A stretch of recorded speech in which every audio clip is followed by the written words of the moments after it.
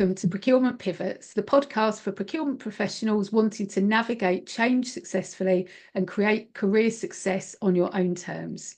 I'm Donna Bowden, procurement career coach and founder of Narrate Your Career. And I'm Laura Sellers, executive coach for procurement and founder of Coaching for Procurement. And between us, we bring almost 25 years of supporting and working with procurement professionals. And it's fair to say we've navigated many of our own career pivots along the way. And now we're here to help you do the same. Each episode will share practical strategies, honest conversations, and expert insights to help you confidently tackle the changes and challenges in your procurement career. Let's get started. Hello, everybody, and welcome to the latest episode of the Procurement Pivots podcast. I'm Laura, and I am joined by the wonderful Donna Bowden. Hey, Donna. Hello. Hi, how are you today? Yeah, good, thank you. It's great to be back here talking about a continuation of the previous episode, actually. We covered the previous episode was all about receiving feedback and asking for feedback. We're now going to look at the other side of the coin today and looking at giving feedback and why it's important and the implications of doing so. And we're going to finish off with some frameworks to follow as well. So what are your thoughts on this topic, Donna?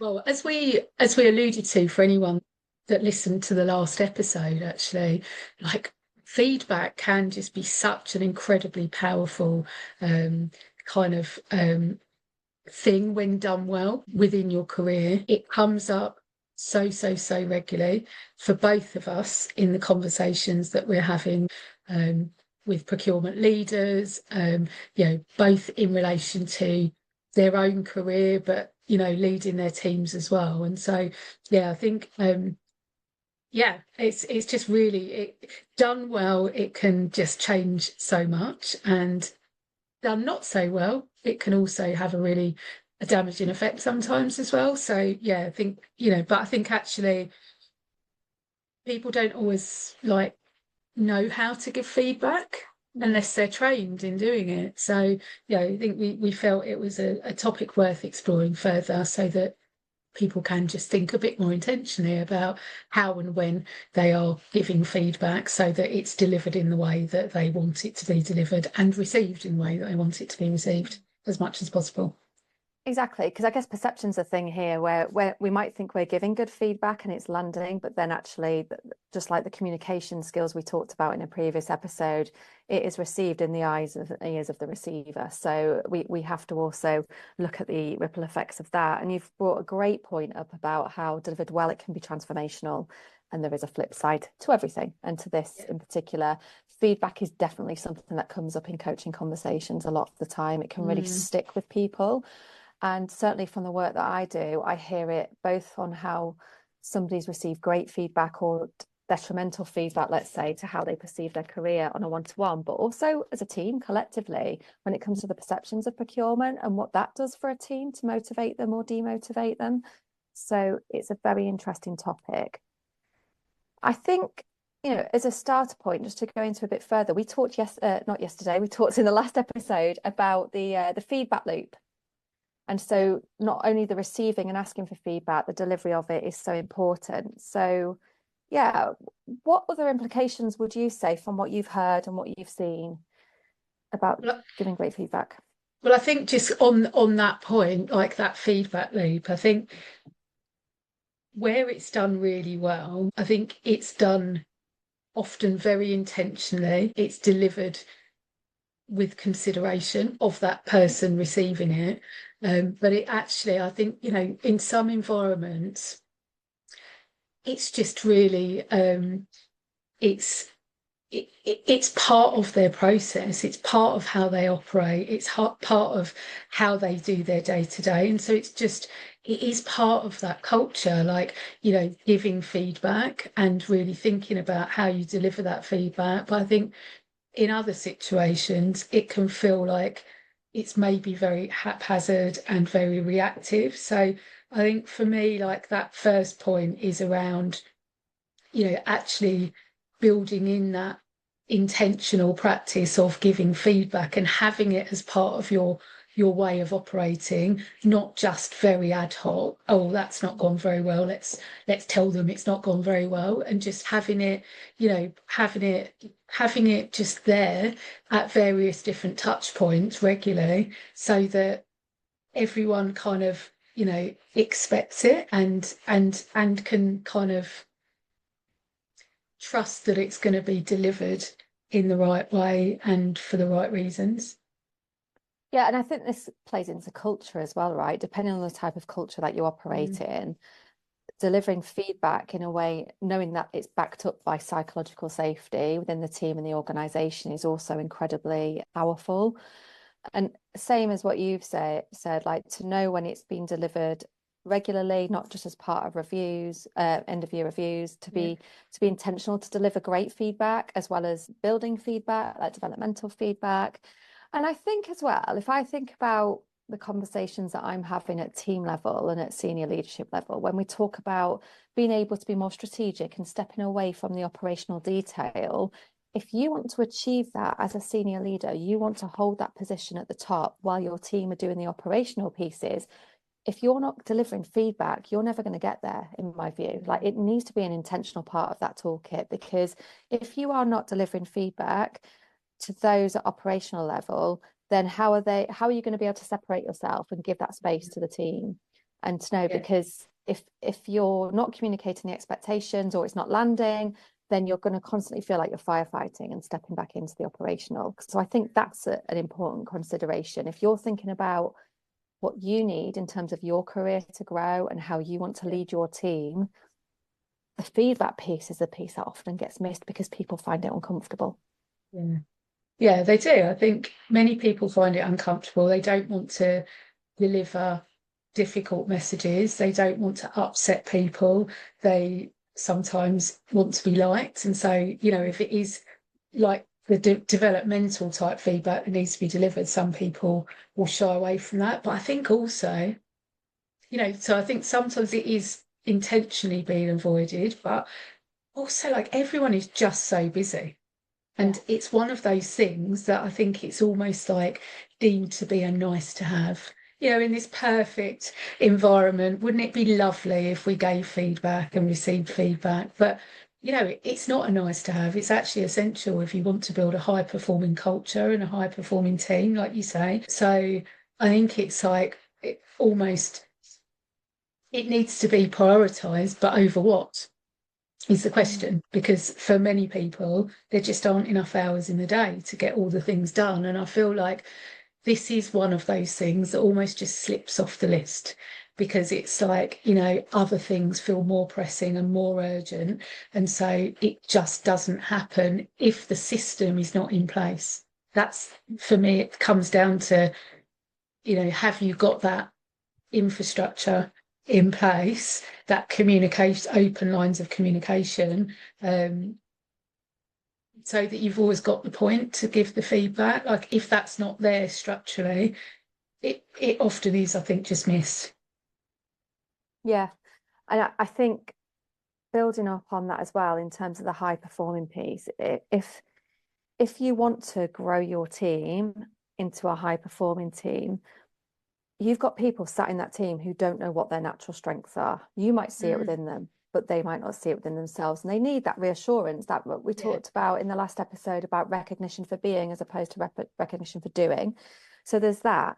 And just to touch back on that communication episode that we talked about, and this leads heavily into influence as well, around if we do not communicate that feedback, our expectations change of those people. And what I mean by that is, I heard this great phrase from a friend, and I always remember it, is that expectations are premeditated disappointments sometimes. So if you've not delivered feedback to a team member who you view as not performing, you don't feel comfortable, or the moment's passed, or they are performing and you're thinking, why don't they go do this? They're so good at that. Why, so there's positive and negatives to this. But you can then create this belief where you've got these expectations of somebody to change the way that they do something, or you're looking at how, they're doing it again, or they're not doing it again. And I just think it can really lead to a lot of misalignments across the team, across communication. It can lead to frustration in your own leadership. So yeah, I think we put expectations on people without communicating them very often. And so feedback is an important part of breaking that problem down. Yeah. And I think as well, often when we talk about giving feedback, I think sometimes people automatically think about team members. So, that's one way of delivering feedback. But actually, if you think about stakeholders as well, where do you need to deliver more feedback to your stakeholders to continue to build and evolve those relationships? Where do you need to deliver better feedback, more specific feedback, more relevant feedback? Because actually, this isn't about are you delivering feedback or not. This is actually about, are you delivering meaningful feedback that is actually going to turn the dial and make a difference in some way? Um, you know, Exactly. Yeah. So, but also I think as well, are you feeding upwards? Are you giving feedback to your boss, to the exec, etc.? Like sometimes there is this sense of, okay, well, I give feedback down, but I don't give it up. And we see it all the time. People hand in their notice, they're deeply unhappy. Like we're seeing it. We're talking to people who, some of them, they are deeply unhappy for various different reasons, but they have not communicated that at all at any point. Sometimes some people do, some people don't, but sometimes the first time that frustration is communicated is at the point that they hand in their notice. And so actually this is about a 360 degree, which we did touch on when we were talking about feedback in the last episode, but it's actually it's looking at that full circle of people around you and thinking about how am I delivering feedback to all of those types of people, and where could I maybe improve it or elevate it further for greater impact. Yeah, yeah, totally. And I think feedback, it's applicable, isn't it? Like you say, it's across everything. I always say to the teams, when are you giving your stakeholders recognition for doing a great job with procurement? So I think, and feeding upwards, obviously there's a challenging aspect there depending on who those people are. But to be clear is to be kind. And I think sometimes driving that feedback, procurement's in a great position to do that across an organization. And once you've mastered the art of doing that, it can be very, very powerful. Mm. What about in other scenarios, Donna, in terms of feedback that you're hearing in your work? Well, I very much wanted to, I guess, spotlight a couple of particular scenarios that I find incredibly disappointing and frustrating when I hear about it. And unfortunately, I hear about it a lot, and I'm sure you may well do as well. And this is the feedback provided as part of recruitment. So the first scenario I'd like to kind of talk about, this is me on my soapbox now, I'm getting a bee in my bonnet. So I've spoken to multiple senior procurement professionals recently who have either been invited to apply for internal roles, or they have applied for internal roles, and they've not been selected internally for interview, and they've had no feedback at all. And I just think that's shocking. Yeah. Absolutely shocking. I mean, it's bad enough. We'll come on to external candidates, but this is someone sat in your business that clearly is like, they've made this big, brave decision to put themselves forward for another opportunity. Like, I can't get my head around what circumstance it's okay to not have some form of conversation when that happens. And I know businesses that do this really, really well.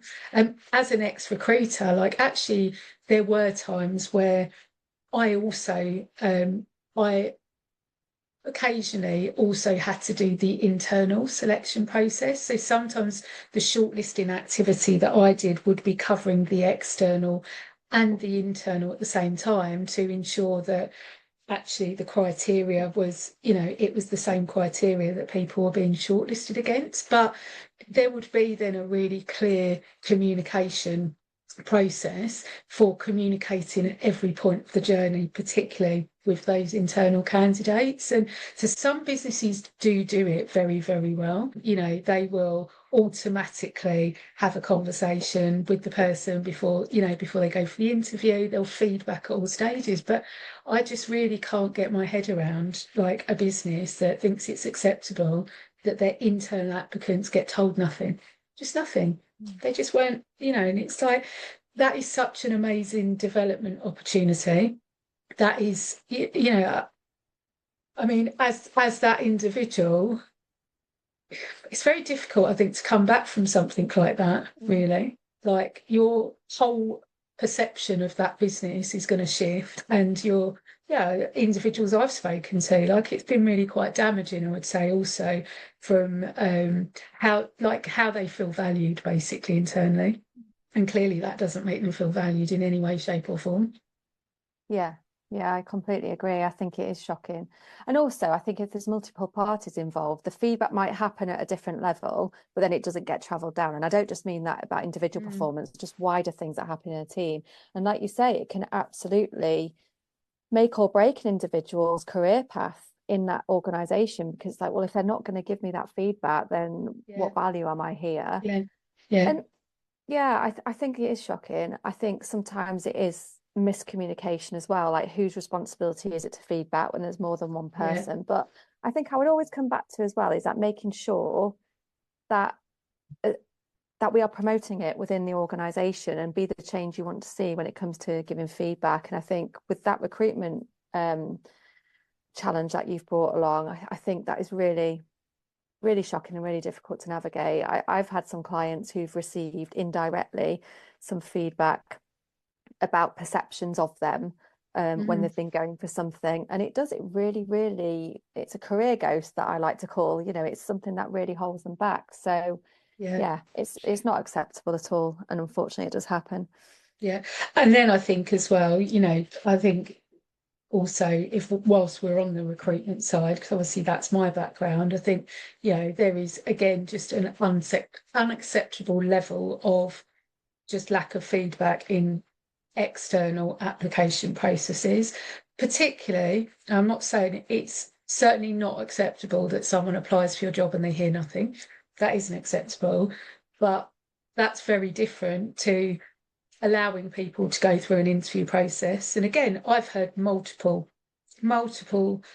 situations recently where senior procurement professionals are going through multiple interview rounds with an organisation. Sometimes they've spent money. I've even heard of people spending money on flights. This is not just a few quick conversations on Teams. This is people taking time off work, booking hotels to stay, like actually they've spent money, they've invested, and more than the money, they've invested so much time, effort, and emotion. Like I think the emotion of going through a recruitment process is often really forgotten. Like it's quite like it's exhausting and really some individuals, they've gone for 3, 4, 5, 6 interviews and then they've not heard. They've not heard why they weren't successful, or even in some cases that they weren't successful. They've just assumed because they heard nothing. And it's like, that is just terrible. Terrible. So my plea to anyone that is listening to this that gets involved in recruitment in any way, shape, or form. I know it's not necessarily going to be you communicating it, but I would just urge you to just ensure that someone is delivering that feedback to people. And I think the challenges as well, like you said, like sometimes it's who does that ownership sit with, and often it might sit with a talent or a recruitment team, but they're really stretched, and you've got this one poor internal recruiter that's like juggling 65, 70 vacancies internally and under-resourced, etc. But I think, if there's recruitment going on in your area of the business and you're involved in it, I would just urge you to just sense check, like who is actually giving that feedback. Again, I've heard some brilliant scenarios recently, so this is not all the nitpicking of like what's not working. There are some amazing businesses. So one of my clients really recently, they they were invited onto a call, and they were told on the call, like, unfortunately you weren't successful and this is why, but this is what we really liked about you, and XYZ. And so, some businesses, like, they are actually or they're giving the feedback and then they're inviting the individual onto a call to discuss it further. That's amazing, brilliant. Like, we need more of that. And actually those individuals, their perception of that organization, even though they've not got the role, they understand why they weren't appointed, but the way in which it's handled, is so empathetic and professional. They would want to apply for roles there again. They would recommend that business to other people. And this is the thing. It's like, your recruitment process is a reflection of you as an organization. So if you're not delivering feedback well, and this is the thing, delivering it well, just saying to someone you weren't selected, like, if you've allowed them to interview with you 5 or 6 times and then a one-liner, sorry, you weren't selected, like, that's not good enough. It's not good enough.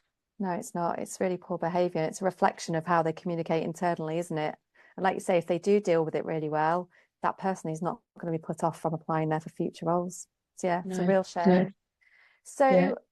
So moving into the final part of this, then we talked about, okay, we're going to give effective feedback. I'm going to make this part of the culture.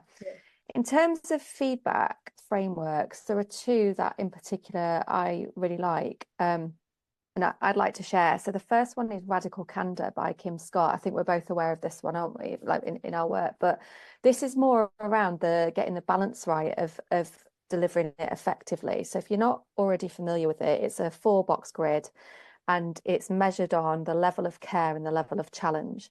And basically, if you give low care and low challenge, it's quite actually passive aggressive. I think she calls it manipulative insincerity, because basically you're not giving that person an opportunity to improve or use their strengths, and you're giving no care at all. You've then got where you're actually giving lots of care, so you're giving high care and you're giving low challenge. So you want to make sure that it doesn't land badly. You want to really do a really caring job, but because you're too high on the care and not high enough on the challenge, it's not effective. And the person goes, oh, okay, that's fine. They just give me a little bit of a pointer, and then they carry on going. Yeah. And then the other one is where you're very high on the challenge and very low on the care. So it's what Kim Scott calls, I think she calls it obnoxious aggression, I think is what she calls it. Obnoxious aggression. So that's where you don't really care about the way you deliver it, and you're just going to be obnoxious. So then you're going to be quite feared, and basically that's conducive to a really toxic culture. So what Kim Scott talks about is bringing it into the area of radical candor, which is high care and high challenge, where you're getting that balance right of delivering it with care, but also giving them enough challenge to really think about changing it. And when I say changing it, again, not just on a negative slant, but using it more if it's a strength piece, So it's a really, really fascinating model. I definitely encourage you to look it up. I think she does there's a great TED Talk or YouTube clip of her talking about that a bit more. Yeah, because I think, sometimes what I hear and what I see is, sometimes feedback is being given, but it's just so vague, and it's not specific, and it's not forward looking, and there's no like support given with it. So I think as well, some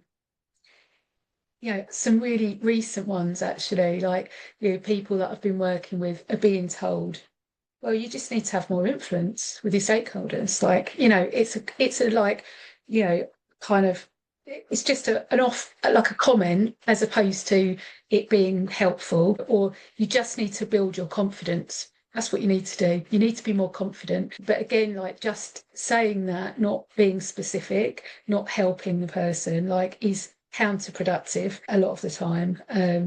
So yeah, I think just how it's delivered makes such a massive difference. And so many clients, I'm sure your clients do as well, like, when you start unpicking kind of how they feel about themselves and what they do, like, often it does come back to a comment that has been made to them, or a bit of feedback that was delivered really, really badly years ago, and it's always stuck with them, and it's like it's shaped how they are now. So this can really, like, it can, done well, can just absolutely elevate someone's career, but actually it can do the opposite actually, and it can really kind of lead to someone sort of shrinking into themselves if they don't Absolutely. really understand, like, okay, well, I've heard it, but I don't really understand what it means, or Yeah. what do I do about it? You're not giving me enough insight to really know how I make a difference. Absolutely. Like you say, so vague. Like I think I've heard someone deliver feedback saying you could, well, there's always more you could be doing before you go somewhere else. So, well, what does that mean? What does Yeah, more? More what? Tell me yeah, more. So maybe it's not just around the feedback frameworks, but also about having some really good prepared questions to ask somebody to be more specific. Really mm, probing, like, please, what does that look like? What would I be doing if I was doing, what would that sound yeah, like? So yeah, great point there. I think just finally, there's another framework so we've talked about radical candor, which is around the balance of care and challenge, but then structuring a conversation, a really well-known one is the SBI framework. So that's the situation, the behavior, and the impact. So mm, this is a situation that we witnessed, this is the behavior that happened, or this is what we saw, what I witnessed, mm, and this is the impact that it had. yeah, So that's another one for people to look up if you're interested as a listener on how to start delivering great feedback. So yeah, yeah. yeah, Yeah, I think as well, like, often people do give, like, so this isn't just about the negative. Like, I think sometimes they will deliver positive feedback, but also not in a way, again, that it's specific enough. So sometimes people are told, well done, you're doing a really good job at the moment. yeah, But yeah, actually, what aspects is it? Where is it you feel I'm doing a good job, and how could I do more of that? So it's a bit like with children actually as well, isn't yeah, it? Like, rather than say, oh, well done, like, I really like your picture. What is it about the picture they've drawn that you most like? So being really, really, really specific. And as we said, this isn't just about constructive feedback. This is positive feedback as well, because a lot of people do find it difficult to receive that feedback, as we touched on last time. But being specific with it often will help it land more as well, and it will help them to really understand it and understand, like you say, the impact of what it's having, positively or negatively. yeah, absolutely. So much opportunity with giving effective feedback, and to feel Yeah. comfortable doing it in either way is definitely, I think the main point for me is about doing it in service of the person you're giving it to. Mm, So to whether it is a positive or perceived to be developmental, then it's always got to be in service of that person. yeah. Yeah. Yeah, great. Great. Okay. So hopefully that's been useful for all of you tuning in. Let us know. Like, we'd love to hear your feedback. See what I did? Yeah. But yeah, this can make a massive difference. We know everyone tuning in is going to be at very different stages. So some of you will already be brilliant at delivering feedback, but we hope that there's still something that you can take away from these conversations to put into action. Absolutely. Great to talk through this with you again, Donna, as always. So look forward to seeing you all again on our next episode.